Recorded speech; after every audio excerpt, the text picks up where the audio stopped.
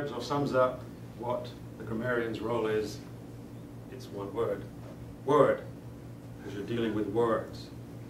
The first thing you have to do is come up with the word of the day. I have an example here. I used this some time back. The word of the day, it's easy to find a word of the day online. You just type in word of the day and there's a website called wordoftheday.com. But if you check with your Toastmaster first, find out what the theme is.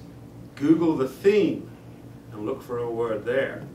Something that's not so outlandish that no one's ever going to use it again, but maybe something that you weren't sure what it meant. You have an inkling, go Google that word and then get yourself a sheet of paper like this and print it up. The problem I find with the word of the day is that for using it at table topics, how do you make sure that people know that? Because if you write it up here, they have their backs to it.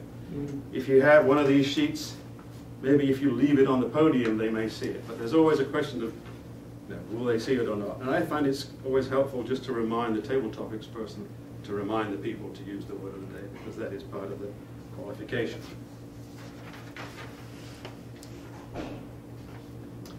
Okay, that was your word. Everything else is everybody else's words.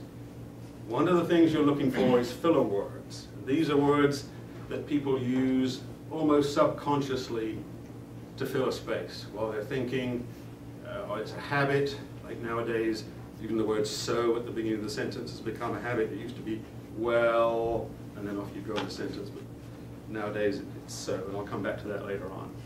Other filler words are when you start a sentence and you go and then you do another bit, and then and another bit, and another bit. It's like a repetitive thing that just strings along a sentence that doesn't really help the sentence make sense. Try and cut it down, take a breath, start again. And taking a breath is probably the best way to gather your thoughts. Some clubs have a person who actually counts the R's as a separate role. And I don't think we have enough people here to really do that, and I think it's a bit overdone. I kind of favor, if you know there's someone who has a problem with R's, you'll pay some attention to that, and then you can either remind them at the end in your summing up that they're still doing it, or say, well, you did very well, you only had one or something. But I don't see the point in saying, oh, so-and-so had one, so-and-so had two, going around the whole room telling them how many R's they did. The next is the use of words. It's what you're watching for here is all the things you've forgotten about your English class. You know, all the alliteration. David used this morning something, particular punctuality is paramount in the performance. That's alliteration. So that was something a grammarian would comment on as part of his critique. You know, you've got similes, you've got metaphors, you've got all those kinds of things that people use, and it helps to build up their speech, to kind of add some decoration rather than just saying it how it is. The last thing you're looking for are things like grammar,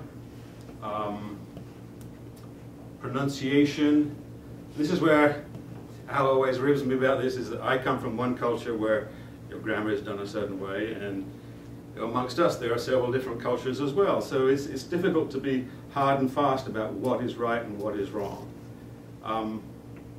Again, I think it's best if you focus on something that is obviously just wrong, whatever culture you come from, rather than say, well, so-and-so said lay or lie or laid or whatever. I mean, that's a word that's coming and going, it's changing as we speak, and that's another thing I have the clip for. The clip is taken from